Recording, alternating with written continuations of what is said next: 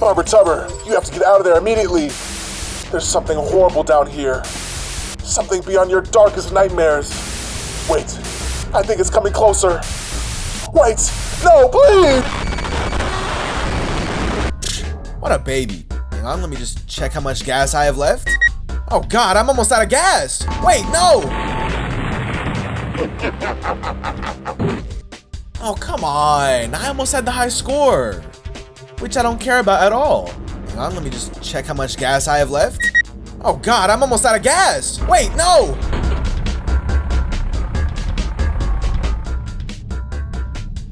I guess I'm just stuck here now, so. Can we start the video now? Raise your hand if you've heard of a little game called Minecraft.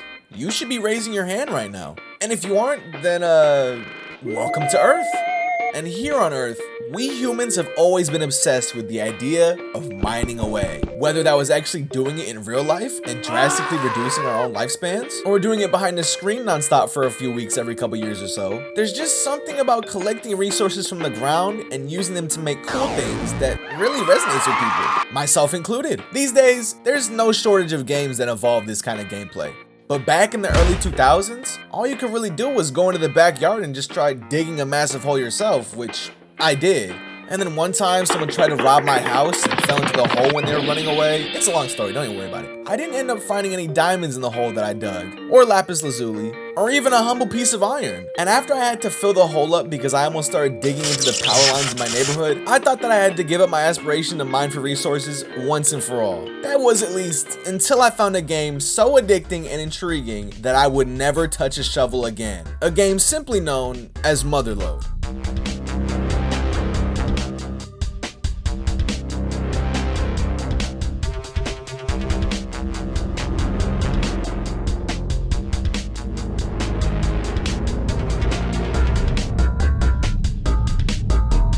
Now we're getting to the good stuff. Released in 2004 by XGen Studios, Motherload takes you to the not so distant planet of Mars, where the valuable resources flow like water. As a lone miner, all you have is your trusty mining rig to help you navigate the harsh conditions and even harsher employers as you dig deeper into the planet's crust. Whenever you hear someone talk about good Flash games, this usually makes the list. It's making my list too, so guess I'm not special after all. But that's okay. When a game is as fun and interesting as Motherload, you just have no choice but to give it its flowers. So why don't we boot it up and let me show you why it's been getting so many flowers. And maybe you can even help me pick out which ones I'm gonna give to it. Wow, look at this real mother of load we got here. Ew. New game.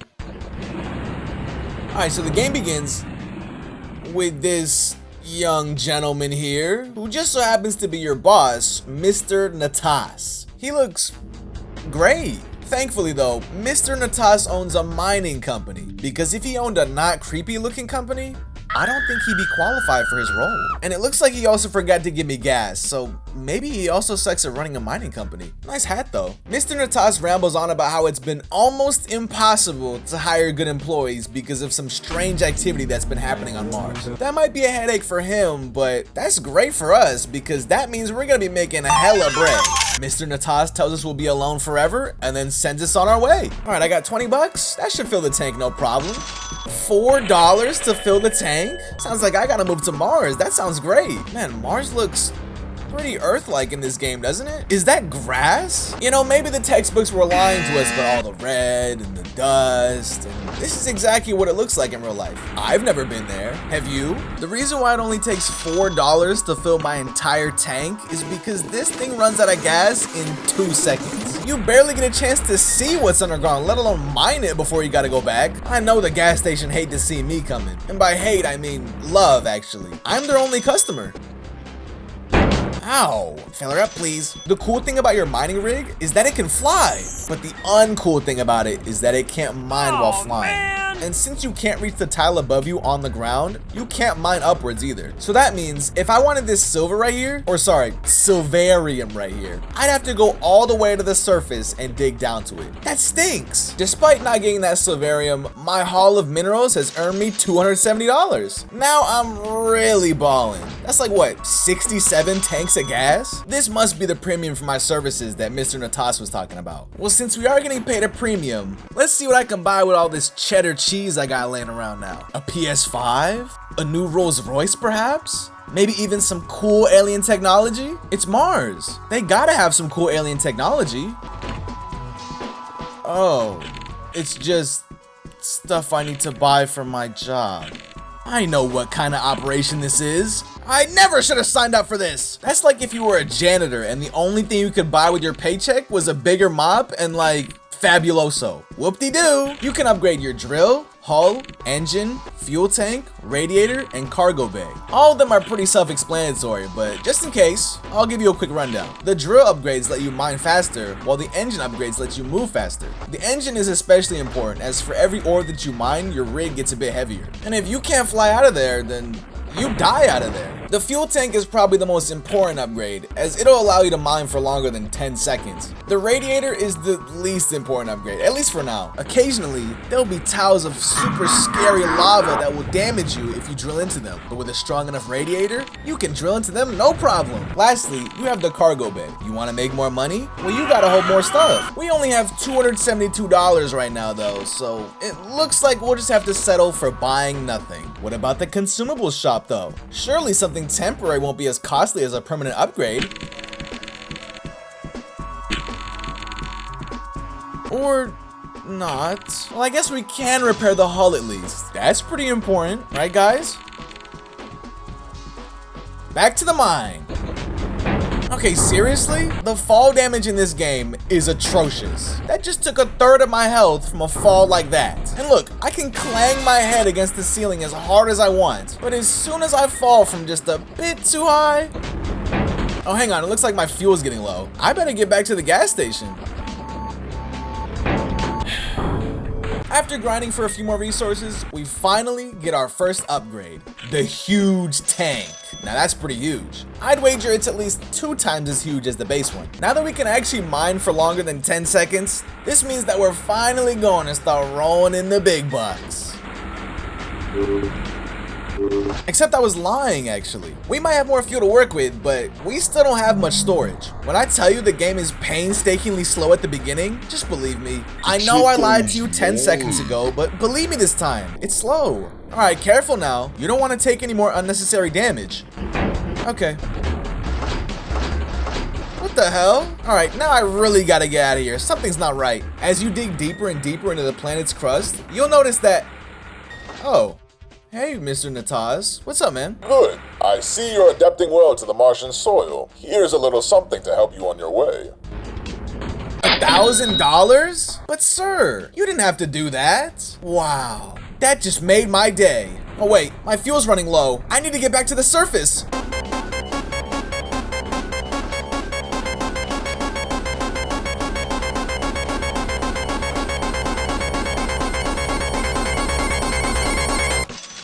Phew! Alright, let's sell what we got from our last haul.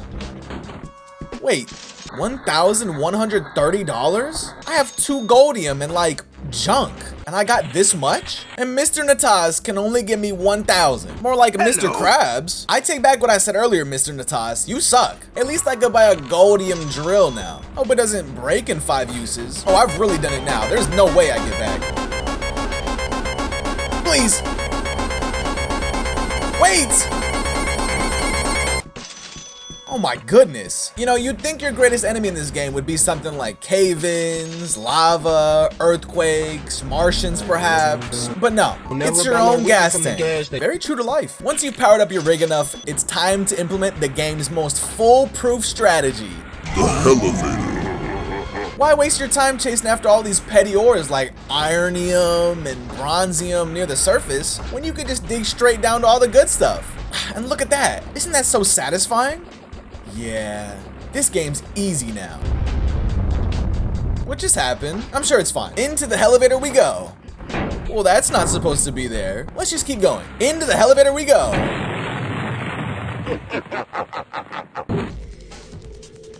the game's most foolproof strategy. So as it turns out, there's one big problem to my foolproof strategy. Every time an earthquake happens, which is just completely at random, it shuffles the layout of the underground. Remember all that hard work you did mining out your elevator to progress the game faster? Well, how about we just get rid of all of that and make you do it again? At first, I didn't even realize this was happening with the earthquakes. So one minute I'm making a mental note that says, don't forget, the bottom is at negative 1700 feet. Meanwhile, in reality, the new bottom is at 600.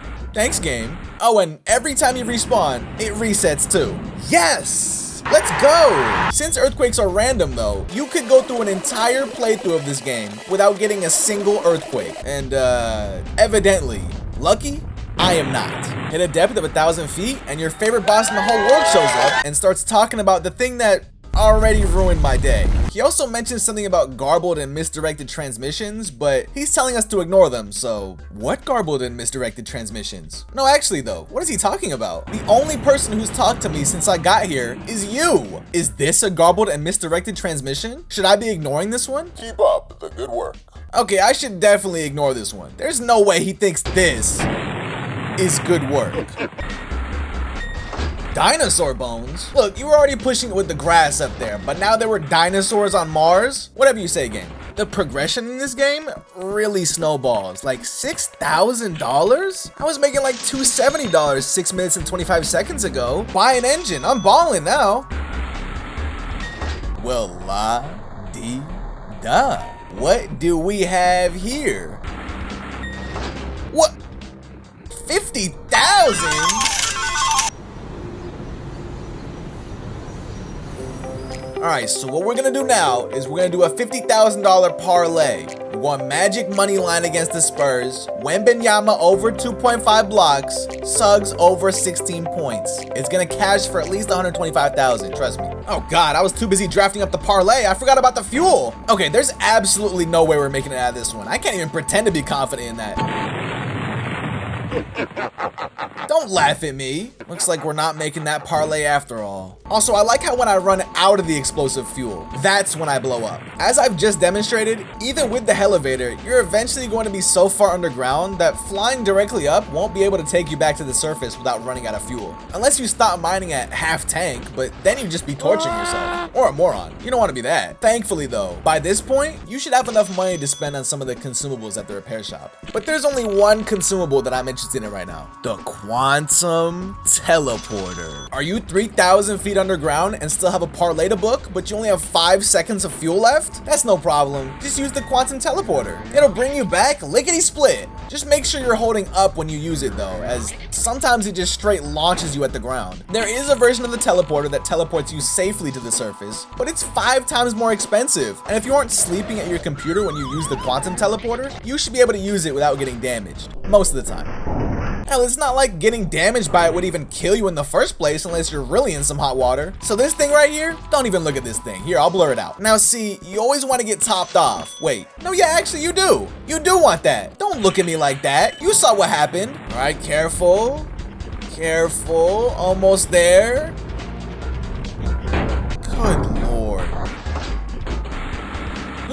Yes! All right, the parlay is back on the table. 125,000 coming right up. All right, now we're going back to the surface immediately. I am not messing this up again. Immediately. In terms of things you can find in the underground, the religious artifact is basically a cheat code. In my last haul, I got 3 bronzium, 6 silverium, and 4 goldium. And for my troubles, I was given $1,780. Sounds respectable enough, right? Until you see that I can't even buy a single turbine with it. Not even close. But with my handy dandy religious artifact, now I can get a ruby drill, a titanic tank, and a gigantic bay. Why would I spend all this effort getting all this junk when I could just find one of these things and be laughing all the way to the bank? I guess the auto buy 2,000, but you get what I mean. But BubberTubber, what if I can't find one? Then maybe you can like counterfeit it or something? I don't know. Honestly, you could probably just make up your own religion. It is Mars after all. All right, hey guys, check this out. This is from an ancient Martian religion. It's one of the lesser known ones. I don't know if you're familiar. It was called subscribism. Very profound, I know. This one's gotta be worth at least 100,000. This is our first message from anyone besides Mr. Natas, and what a way to start off. Look, I don't know who this unidentified source is, because he's unidentified, but I think he's doing great. Keep up the good work. Once you're deep enough, you'll start seeing these boulders that are impossible to mine through. That's annoying for the elevator, as the only way to clear the path is to blow them up with the explosives that you get from the consumables shop. But for now, those are way out of our budget, so we'll just have to settle for digging around them. Also, you start finding Martian skeletons, which only give 10,000? The artifact gave 50,000, game. Don't cheap out on me now. Ooh, buried treasure. 5,000. Don't waste my time. And around the -2,000 mark, we finally get to see the face of someone else that works here. I was starting to think that I was on a date with Mr. Natas, but now there's this guy, and 3's a crowd, a company even. I'm surprised to find another signal down here. I'm the only miner who hasn't disappeared in the past 3 years. Sorry, what were you saying? Next week, I finally get to retire wealthy to the moons of Jupiter with my wife and 3 daughters. Oh, next week? That's when you're gonna retire? Only a week left? I'm finishing up my last week now, as a matter of fact. Look, man, you don't even look confident in that statement. What makes you think I'm gonna believe it? Oh man, 12,000? Now we're talking. Thanks, Platinum. Oh no, please help me! Ah! Oh, finally, a positive message. Well, hello there. All right, so here's the new parlay we're gonna book. Under 6.5 days to live for this guy, and over 10.5 days of grieving for his wife and children. You can just take that straight to the bank. No need to wait on that one. Eureka! Wait, Einsteinium? All the other words have fake names. What, you couldn't bring yourself to name this one Einsteinium? How are you making out, kid? Oh, well, I'm not, actually. I'm single, thank you. I know you're new here, so I'd give you a tip. Okay, just because I said I'm single does not mean that I want your tip, sir. Have some class. Once again, congratulations. You've made it further than even I anticipated. Wait, you thought I was gonna die? After giving us another bonus, Mr. Natas warns us about natural gas pockets that are apparently undetectable and highly explosive. If they're undetectable, then how do I watch out for them, sir? He also goes on about how the altimeter only goes to around 6,000 feet, so if we make it there, then I guess that's uncharted territory. Ripe for exploration. Once you're able to start mining gems, the game really speeds up. Like, these things are worth a lot. That's good, because I own both Pokemon Emerald and Pokemon Ruby, so my net worth gotta be at least top 5 at this point. And no, they aren't called Rubinium or Emeraldinium. That's lame. Now that we're big ballers though, we can splurge on some reserve fuel tanks that refill a portion of our gas even when we're not at the station. So if we're ever about to explode, we can just add more explosive fuel to our rig and be all good to go. All right, let's go back down. Oh no.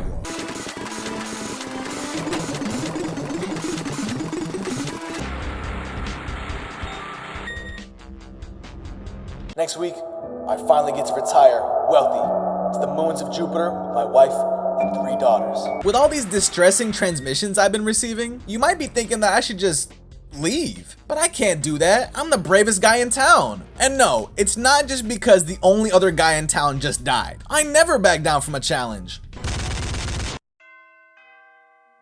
When you get into the real deep ground, I'm talking like 3,500 feet and up, and down. There's so much good loot that it becomes hard to stay on your elevator path. Like, ooh, look at all this good loot. But that's okay, you only need the elevator to get down. You have the teleporter for the rest. I hit the Motherload! I can personally assure you that whatever is going on out there, however tragic it may be, has nothing to do with our establishment.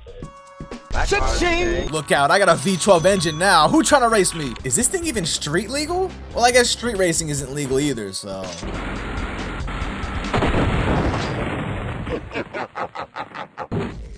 I don't really have anything to say to that. Highly explosive. Only that now I have to dig the elevator again. So that should be fun. Nothing like digging down in a straight line for 5,000 feet to really get you in a bright mood, am I right? At least this diamond drill digs fast. It's like I'm already halfway there. Halfway there. Halfway there. Halfway there. Ah. My old friend, it's always a pleasure. At around 5,000 feet, you can find Amazonite, which gives you $500,000 each. And look how much score it gives you too. I should probably head back now. I mean, I got some Amazonite and I'm half health, and who knows where another gas pocket could be. They're undetectable. Yeah, we'll leave. Please. Oh my goodness, we're amazing. If I died with this big of a payday in my cargo bay, my Leviathan bay, I would have went outside and put dirt in my mouth. It's the first thing I came up with, okay guys? Just go with it. All right, game. All right, game. You thought the diamond drill was fast? Well, check this out. With the purchase of this tri-turbine Freon array, my mining rig is all maxed out. And since I'm maxed out on upgrades, that means it's time to spend all my money on consumables. Plastic explosives, reserve fuel tanks, repair nanobots, give me all of it. Hell, even give me a couple of the matter transmitters. Who cares at this point? Okay, you're starting to piss me off, game. Just like Mr. Natas said, after 6,000 feet, your altimeter goes all crazy. That's concerning. And what's even more concerning is that it seems like every dirt tile has a natural gas pocket, to the point where it's better to just blow up the ground and continue. That's more fun anyways. You are violating the terms of your employment. Turn back immediately. I bought the upgrades, I'll do what I want. Return to the surface immediately, or you will be terminated. As in fired. Guys, I don't think I trust this guy anymore. I'm surprised it took this long, to be honest. He had such a friendly face. Eventually, you reach this giant open room, which I guess is supposed to be the planet's core. Or hell. But you can't mine or even explode the layer. Guess the game's over. I'm just kidding, guys. You have to find the entrance, of course, which is all the way across the entire map, apparently. What, can you only get to hell from one way? And that one way is by being a bad person. Once you find the opening, Mr. Natas sends you one final transmission. You fool! I told you to turn back. Now I have no choice but to kill you. You've served my factories well, but I think it's time I'll take my machine, my money, and your pathetic life now. See you in hell! Oh, I guess I was right about the hell part. Now, if you're unaware of what's about to happen, I just need you to pay attention, because this is quite something. Mr. Natas is actually Mr. Satan. When I first saw this, I closed the game. I was so scared. As a little jit, a little bopper if you will, I didn't know that this was just part of the game. I thought the devil himself had corrupted this game, and if I died to him, he would come through the screen and kill me in real life. And this isn't some big AAA game where I know who made it. I just found it on a random website. When I eventually reopened the game, I literally tried flying as high as I could to see if I could go to heaven and get some secret holy weapon to kill him instantly with, so I didn't have to fight him. I was not trying to mess with this dude, but I think it's time I face my fears once and for all. Let's fight.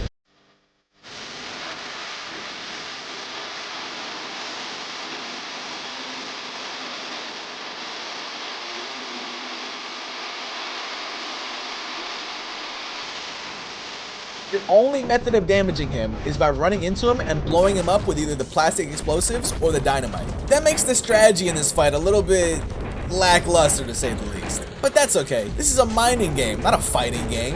It's more about the reveal than anything. As long as you have enough repair bots and explosives, you should have no problem sending Mr. Natas back to where he belongs. In the ground. This does make me wonder though, what is Mr. Natas's plan? Why is he on Mars? Why does he have a mining company? Why does he hire employees only to kill them later with his laser eyes? Why does... Oh my God. That's right, you thought this was over? Well, here comes the real Mr. Natas. Not before he interrupts the fight though to tell you to behold his true form. Yeah, I already beheld when you jumped out of the ground as a giant robot devil. You didn't need to say all this. In his second form, he has a pretty decent variety of attacks, but most of them can be avoided if you just stay close to him, which is already what you want to be doing anyways, so that's very gracious of him. He has a lot more health in this form though, so you're gonna be detonating plastic explosives for a while. Eventually, you deliver that final blow, and Mr. Natas is no more. Thank God.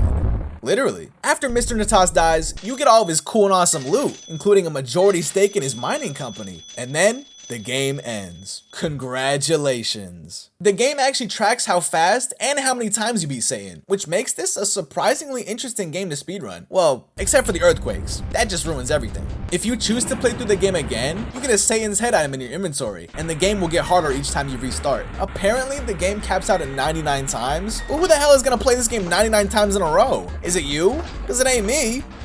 Motherload is one of those games that you can never really forget, whether it be from the addicting arcade style gameplay, the very unique early 2000s 3D graphics, or simply the reveal of Mr. Natas at the end. Motherload is a great experience from start to finish, and rightfully earns its place among the best games of the Adobe Flash era. A sequel to Motherload, called Super Motherload, released on the PS4 in 2013, which expanded on the story's horror and science fiction elements, allowed you to have up to 4 players, and even had a board game release with it. I've never played it, but it looks like it distances itself away from the whole Satan owning a mining company on Mars idea, which, I mean, come on, we literally killed Satan in the first game. I think that's as intense as you could get for that storyline. Unless they took the Binding of Isaac route and just created like Ultra Satan or something. But I think Motherload is best experienced as a standalone title. It doesn't need to be complicated by branching storylines and deep lore explorations. All it needs is a mining rig and some ore for it to mine, and a creepy boss that turns into Satan. Can't forget that part. All in all, Motherload remains as one of my standout experiences from my Flash gaming days, and it's definitely a game that I see myself coming back to time and time again. Good job, Motherload. Alright, so here's my idea for the next Motherload game. We'll call it Ultra Motherload. And it's gonna feature a new boss named Mr. Dog. And Mr. Dog, he's just really nice, like a really, really great guy. And as you keep mining, you're like, wait a minute, this guy might be a little too nice. And then you finally see Mr. Dog in person, and it's actually just God. And then you're gonna be like, okay, now it all makes sense. What? That's a terrible idea? Yeah,